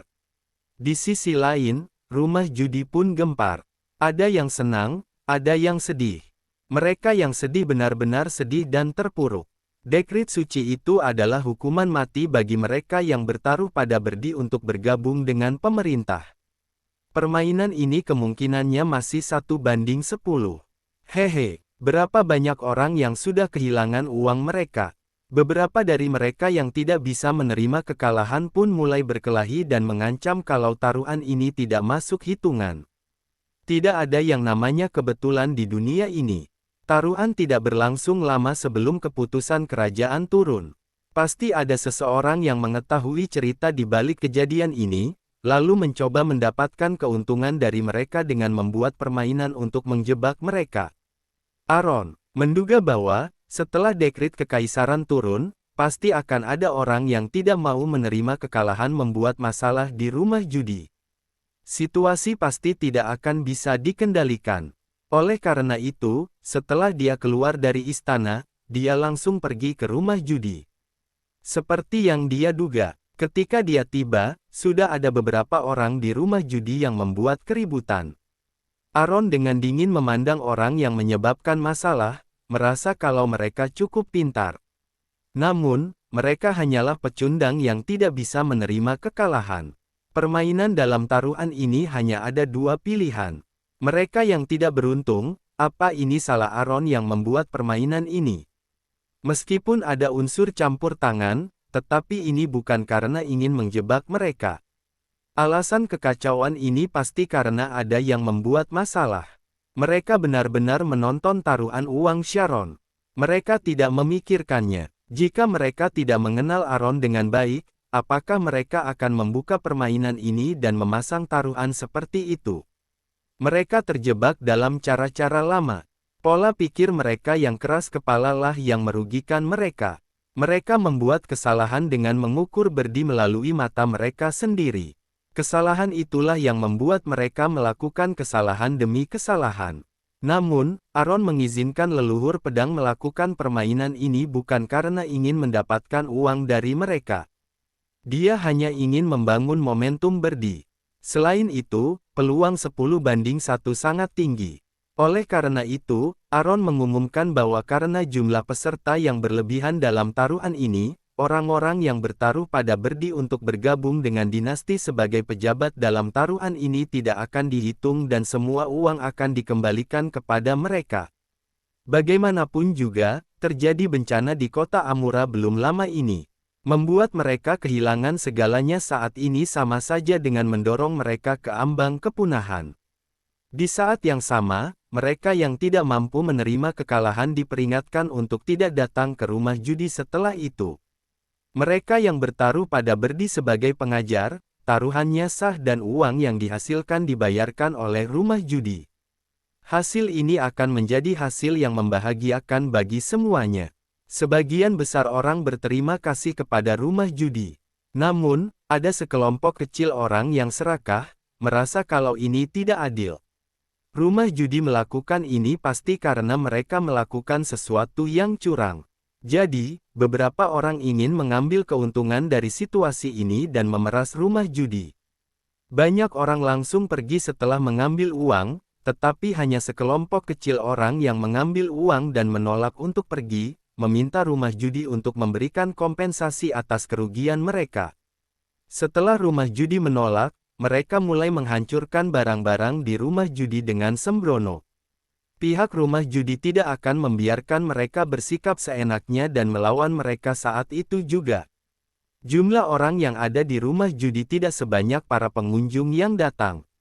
Orang-orang ini mengira bahwa mereka bisa menang karena jumlah mereka lebih banyak.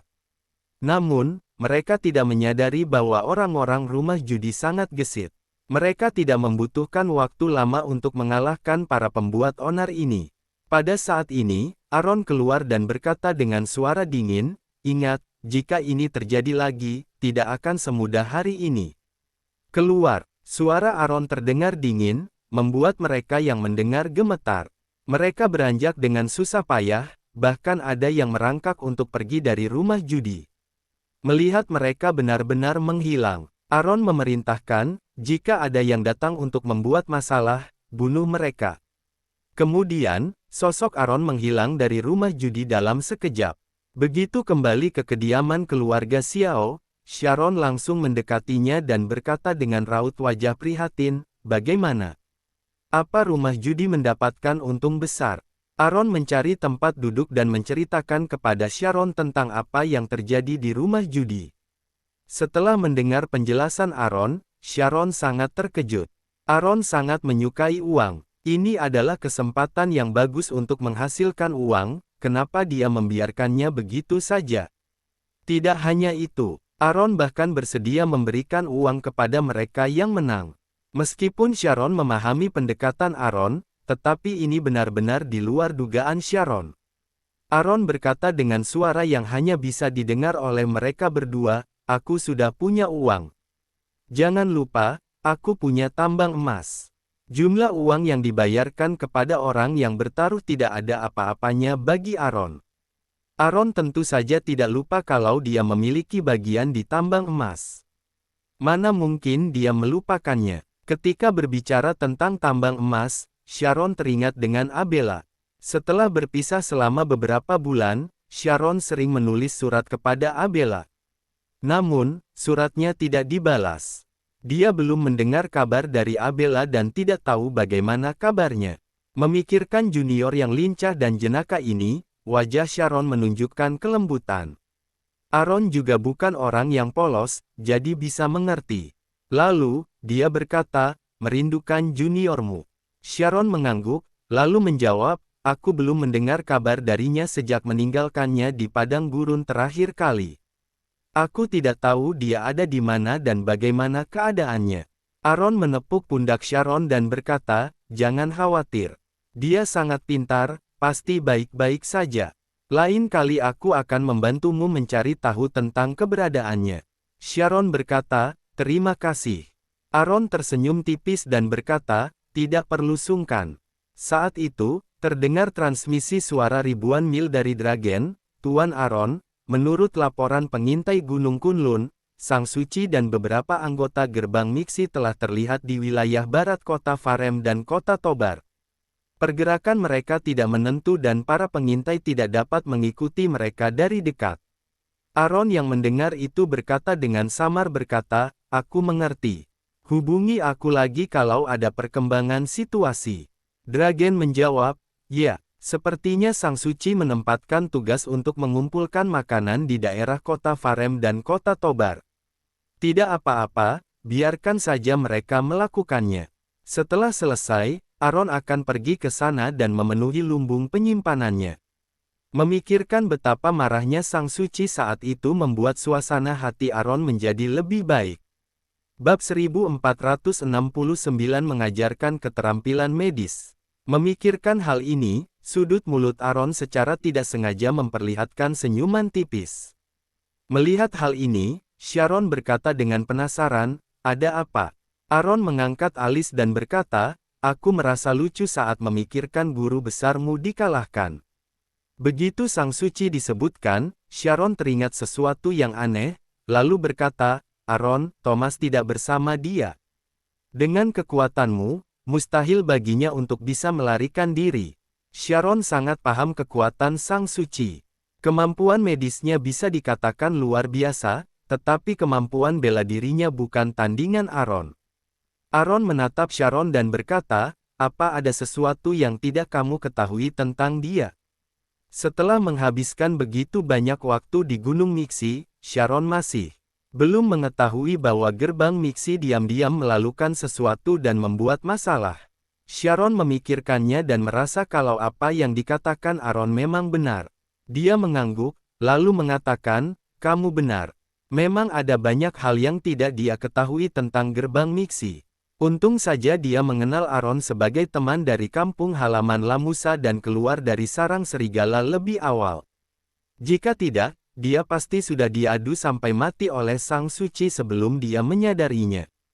Sharon juga tidak ingin menyebutkan masalah itu. Dia mengganti topik dan berkata, "Aaron, pustaka King Yuan sedang menunggu pembelajaran dimulai. Apa kamu ingin aku menjadi pengajar di sana juga?" Setelah menyelesaikan masalah King Yuan, Sharon menganggur. Selain mengutak-atik tanaman obat, tidak ada lagi yang bisa dia lakukan. Dia juga ingin melakukan sesuatu, menghabiskan banyak waktu dan membantu Aaron. Aaron mendongakkan kepalanya dan melihat Sharon, lalu berpikir dalam hati, Sharon bukan hanya seorang koki.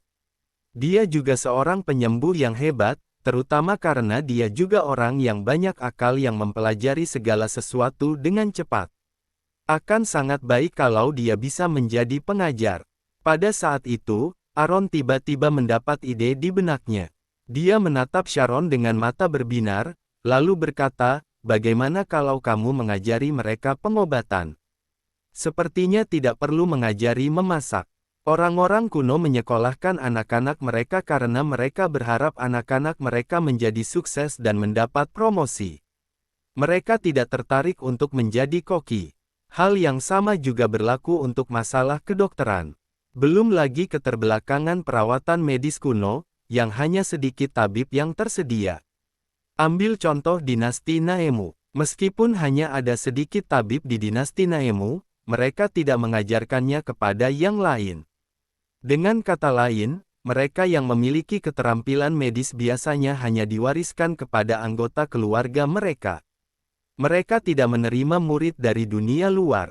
Bahkan jika mereka melakukannya, jumlahnya sangat sedikit. Hal ini membuat banyak orang yang memiliki niat untuk belajar medis untuk menyelamatkan nyawa dan membantu yang terluka, tetapi tidak ada cara bagi mereka untuk belajar. Di sisi lain, karena kurangnya praktisi medis, barang-barang menjadi langka dan mahal. Jadi, berobat menjadi sesuatu yang sulit dan membutuhkan biaya mahal. Memang benar bahwa orang miskin bahkan tidak mampu untuk sekadar pergi ke dokter. Agar dinasti Naemu dapat berkembang, layanan kesehatan juga harus berkembang. Oleh karena itu, dengan Sharon sebagai orang yang memiliki kemampuan medis yang sangat baik, akan membuang-buang waktu kalau tidak memanfaatkannya. Sharon tidak ragu-ragu dan langsung menyetujuinya, tidak masalah. Namun, seperti yang dikatakan Aaron, bagi para siswa dinasti Naemu, jalur ujian kekaisaran adalah jalur yang mereka sukai. Khawatirnya tidak banyak orang yang mau belajar kedokteran. Tepat setelah menyuarakan keraguan ini, Sharon bereaksi dan berkata dengan mata berbinar, "Maksudmu, membuat gadis-gadis itu belajar ilmu medis?" Aaron mengangguk dan berkata, "Ya, kebanyakan dari gadis-gadis itu berasal dari latar belakang yang sederhana. Bagi mereka, belajar ilmu medis adalah jalan keluar yang baik. Dengan keterampilan medis, mereka tidak hanya dapat melindungi diri mereka sendiri dan meningkatkan pendapatan untuk keluarga mereka, tetapi juga bermanfaat bagi masyarakat dan berkontribusi pada pengembangan dinasti Naemu." Bagaimanapun, ujian kekaisaran dinasti Naemu belum direformasi, jadi tidak bisa diikuti oleh wanita. Selain itu, pemikiran orang dahulu sudah mengakar kuat. Ada banyak hal yang bisa diubah oleh Aaron, tetapi ada beberapa hal yang tidak bisa diubah oleh Aaron. Misalnya, membuat wanita ikut serta dalam ujian kekaisaran. Aaron tidak bisa mengubah peraturan ini, setidaknya dalam 1 tahun aturan ini tidak akan berubah. Bukannya dia tidak ingin mengubahnya, tetapi pemikiran orang kuno terlalu bertele-tele. Jika Aaron mengajukan pengajuan seperti itu, para menteri pasti akan menentangnya. Bahkan, orang tua para wanita pun akan sangat menentang putri mereka untuk mengambil jalan ini. Selama ribuan tahun, di mana ada wanita yang berpartisipasi dalam ujian kekaisaran.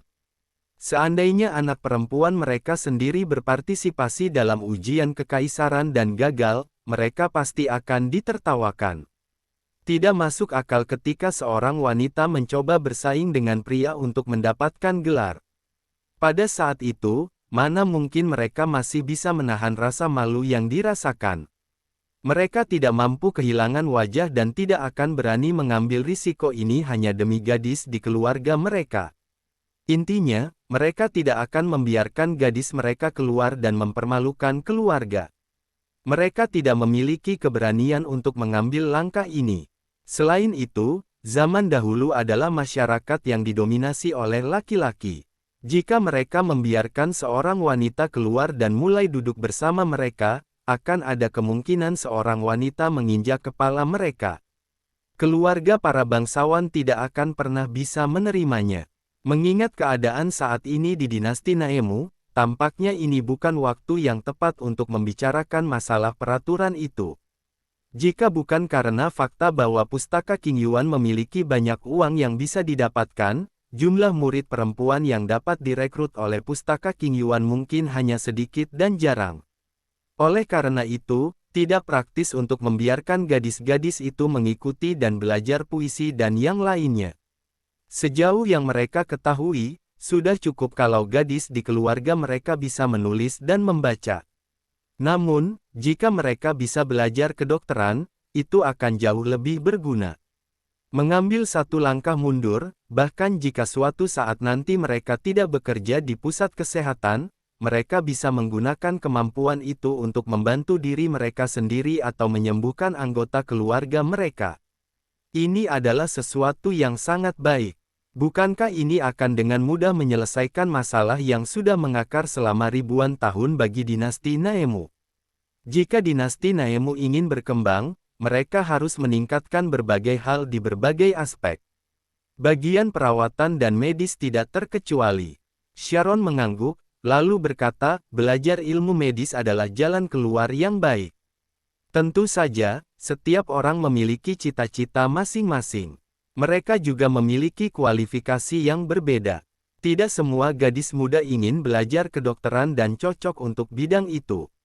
Hal ini tergantung pada keinginan dan kualifikasi mereka sendiri. Masalah ini sudah memiliki arah, jadi Aaron akan menyerahkannya kepada Sharon dan membiarkannya mengurusnya. Selebihnya akan diserahkan kepada Hira untuk masalah pengajaran. Untuk siswa laki-laki, puisi harus difokuskan pada pembelajaran mereka. Dinasti Naemu memiliki sistem perlindungan bakat. Tingkat puisi sastrawan menentukan kekuatan perlindungan bakat. Ketika saatnya tiba, setiap juru tulis dipasangkan dengan bakat pengawal untuk berjaga-jaga. Pada titik diskusi ini, arah pengajaran pustaka King Yuan telah ditetapkan secara luas. Faktanya, Aaron memiliki rumput Asura yang bisa digunakan untuk menghadapi para praktisi seni bela diri. Dia juga memiliki gudang senjata modern. Jadi, kalau suatu saat nanti harus memulai perang, dia tidak perlu memiliki pelindung. Dia hanya melakukan ini sebagai pencegahan untuk memberi dinasti Naemu perlindungan ekstra. Sharon yang mendengar itu pun mengacungkan jempolnya kepada Aaron, pemikiran yang bijaksana dan berpandangan jauh ke depan.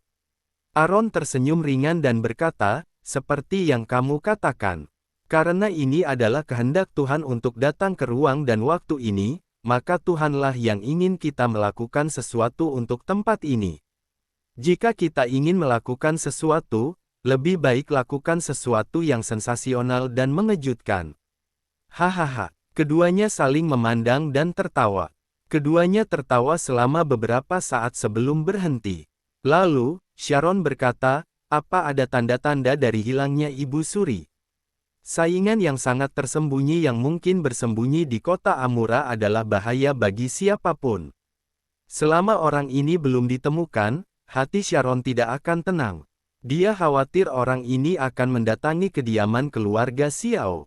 Aaron menepuk pundak Sharon dan berkata, tidak ada petunjuk, tapi tidak perlu khawatir.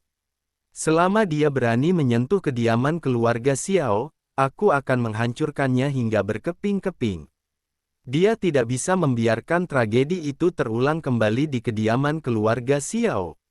Bab 1470 bisa berjalan dan bisa terbang. Tidak peduli siapapun yang berani menyakiti kediaman keluarga Xiao, Aaron tidak akan pernah membiarkannya begitu saja. Selama ada orang yang mengincar kediaman keluarga Xiao, Aaron akan mengingat kembali adegan pembantaian kediaman keluarga Xiao yang begitu mengerikan. Aaron mengingat tragedi mereka yang telah meninggal dengan sangat jelas. Setiap kali dia memikirkan adegan ini, aura pembunuhan muncul dalam tubuhnya dan tekanan udara di sekelilingnya menurun drastis. Meskipun Sharon belum pernah mengalami hal ini dan tidak bisa berempati, dia bisa merasakan kebencian Aaron yang penuh darah. Dia tahu bahwa Aaron sangat membenci Zeming, biang keladi yang menjadi sumber dari pembantaian kediaman keluarga Xiao. Sharon juga tidak bisa menghiburnya. Di depan hal yang menyedihkan seperti itu, dia merasa tidak pantas untuk mengatakan apapun. Jadi, Sharon hanya duduk diam dan tetap berada di sisi Aaron. Awalnya, dia mengira Aaron akan sedih untuk sementara waktu. Namun, Aaron bisa dengan cepat menyesuaikan suasana hatinya dan berkata dengan ringan, kamu sudah bekerja keras mengurus pustaka King Yuan. Setelah masalah ini selesai, ayo kita pilih tanggal untuk memulai sekolah. Jangan menunggu terlalu lama dan lakukan selagi ada kesempatan. Para siswa dan orang tua pasti juga sangat menantikan dimulainya sekolah. Bagaimanapun juga, awal tahun ajaran bukan hanya memiliki bahan pembelajaran, tetapi mereka bisa mendapatkan uang untuk didapatkan. Siapa yang tidak menantikan hal yang luar biasa seperti itu? Sharon berkata, "Baiklah, aku akan memberitahukannya kalau sudah siap." Waktu dimulainya sekolah harus diputuskan oleh Aaron, pemimpin King Yuan. Aaron menghela napas panjang, lalu beranjak dan kembali ke ruang kerjanya. Sejujurnya, Aaron sudah meminta Fairy untuk menyelidiki secara diam-diam tentang hilangnya Ibu Suri. Sejauh ini masih belum ada satu pun petunjuk, yang membuat Aaron sedikit terganggu. Di sana, Sang Suci dan keberadaan pasukan masih belum ditemukan. Di sini, hilangnya Ibu Suri masih belum ada petunjuk. Lebih penting lagi, siapa yang mengambil darah dari 50.000 pasukan keluarga Xiao? Aaron masih belum menemukan pelakunya.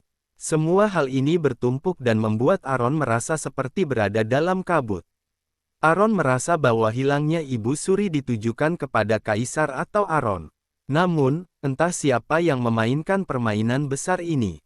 Aaron tidak memiliki tebakan mengenai siapa pelakunya. Aaron juga bukan orang yang suka membuang waktu secara sia-sia. Tidak ada petunjuk, dia akan mengenyampingkan masalah ini untuk sementara waktu. Karena dia percaya bahwa lawan akan selalu mengungkapkan petunjuk sesuai berjalannya waktu. Aaron akan menunggu. Setelah makan malam, lampu mulai menyala. Sosok Aaron melintas dengan tenang ke dalam istana. Kali ini, dia datang bukan untuk mencari Kaisar, tetapi untuk bertemu Putri dan Evelina. Kali ini, Aaron terkejut. Dia tidak bisa mempercayai apa yang dilihatnya. Dia menggosok matanya, lalu memusatkan pandangannya lagi untuk memastikan dia tidak salah lihat. Evelina bisa terbang di udara. Kemampuan luar biasa macam apa ini? Bocah itu bahkan belum belajar berjalan, tetapi sudah bisa terbang. Selain itu, dia bahkan belum berusia 1 tahun. Putri tampaknya sudah terbiasa dengan hal itu. Dia memandang putrinya yang menggantung di udara dengan wajah tenang. Melihat Aaron datang, Putri maju ke depan dengan senyum di wajahnya dan berkata, "Suamiku, kamu sudah datang. Duduklah." Putri hendak membungkuk untuk memindahkan bangku agar Aaron dapat duduk, tetapi Aaron langsung maju dan menarik tangan sang putri. Dia mengatakan, "Putri, biar aku saja." Setelah itu, Aaron memindahkan bangku dan membiarkan Putri duduk terlebih dahulu, lalu dia sendiri duduk di sebelahnya. Melihat ayahnya datang, Evelina buru-buru turun dari udara dan langsung berlari ke pelukan ayahnya. Dia langsung tertawa girang saat melihat Aaron. Aaron menggendong putrinya, lalu melirik Putri dan berkata dengan lembut, "Putri, sejak kapan Evelina bisa terbang?" Putri mengingat kembali, lalu menjawab, "Baru 2 hari ini. Aku awalnya ingin menyuruhmu datang, tapi takut mengungkap keberadaannya, jadi tidak berani menghubungimu." Dia harus menunggu Aaron mengunjungi mereka di istana, kemudian memberitahu Aaron tentang hal itu. Aaron menatap bocah kecil dalam pelukannya, lalu tersenyum ceria. Setelah tidak bertemu dengannya selama beberapa hari, rasanya bocah ini sudah banyak berubah. Kabarnya, bayi selalu berbeda dari hari ke hari dan ternyata semua itu benar. Melihat putrinya yang menggemaskan, Aaron langsung menundukkan kepalanya dan memberikan ciuman di pipinya. Hal itu membuat tawa Evelina makin lepas. Dia belum bisa berbicara atau berjalan, tetapi sudah bisa memahami Aaron dan Putri. Bahkan Evelina sudah bisa terbang sejak 10 hari yang lalu. Hanya saja, dia juga tahu bahwa bisa terbang saat masih bayi terlalu menantang dan khawatir akan membuat Putri ketakutan. Oleh karena itu, dia tidak membiarkan sang putri melihatnya terbang. Namun, namanya juga manusia. Begitu menguasai sesuatu, dia akan kecanduan akan hal itu untuk jangka waktu tertentu. Terlebih lagi, keahlian Evelina adalah terbang. Mengetahui cara terbang berarti Evelina tidak perlu bergantung pada kekuatan orang lain. Jadi, dia bisa pergi kemanapun dia ingin pergi dan menjelajahi hal-hal baru. Oleh karena itu, Evelina tidak bisa menahan diri dan berpikir untuk menyelinap keluar untuk bermain setiap hari saat sang putri tidak memperhatikannya.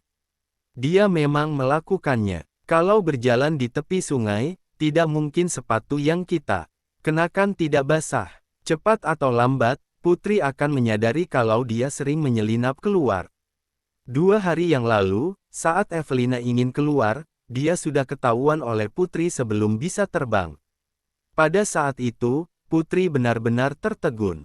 Dia hanya berdiri di sana, menatap Evelina dengan tatapan kosong. Dia terus mematung dan tidak bereaksi cukup lama. Dia bahkan curiga bahwa putrinya kerasukan. Evelina berpikir bahwa, karena sudah ketahuan, jadi biarkan saja. Cepat atau lambat, masalah ini juga akan diketahui oleh putri dan yang lainnya. Pada saat itu, dia tersenyum dan berhambur ke pelukan putri. Putri menatapnya dengan hati-hati. Setelah memastikan putrinya baik-baik saja, dia baru merasa lega. Perlahan, dia juga mulai bisa menerima fakta bahwa putrinya bisa terbang. Aaron sudah sejak lama menyadari bahwa putrinya berbeda dari anak lainnya. Namun, ini baru umur berapa dan ternyata putrinya sudah bisa terbang. Bakat macam apa ini? Bahkan jika dia bisa berjalan, mana mungkin dia bisa terbang sebelum bisa berjalan. Evelina sepertinya bisa membaca pikiran Aaron. Dia melepaskan pelukan Aaron, berdiri di tanah, berjalan beberapa langkah di tempat untuk menunjukkannya kepada Aaron. Langkahnya tidak terlalu mantap dan terhuyung-huyung. Namun, dia tetap menoleh dan menatap Aaron dengan mata berbinar-binar, seakan berkata, "Ayah, lihat, aku bisa berjalan." Hanya saja, dia lebih suka terbang daripada berjalan. Terbang itu cepat dan mudah. Hal ini mengagetkan Aaron dan putri untuk sekali lagi. Bagaimana mereka bisa melahirkan seorang putri yang begitu hebat? Ini tidak normal. Aaron melambaikan tangannya ke arah Evelina dan memberinya isyarat untuk mendekat. Evelina pun terbang ke pelukan Aaron dengan sangat patuh. Saat itu, Aaron menyadari bahwa jari Evelina terluka. Meskipun lukanya hampir sembuh, tetapi bisa dilihat kalau luka itu cukup dalam. Dari tampilan luka ini, seharusnya luka itu tertusuk sesuatu yang keras. Aaron bertanya-tanya, dari mana anak sekecil itu mendapatkan luka seperti itu padahal berada di bawah pengawasan putri. Berbicara tentang luka ini, putri juga merasa sangat aneh. Dia menyadari hal ini ketika membantu Evelina mandi. Namun, sejauh yang dia ingat, dia tidak menggunakan apapun yang bisa membuat Evelina tertusuk saat dimainkan. Oleh karena itu, putri tidak bisa menjawab dari mana luka ini berasal. Pada saat itu, putri juga dengan hati-hati memeriksa tubuh Evelina untuk melihat apakah ada luka di tempat lain.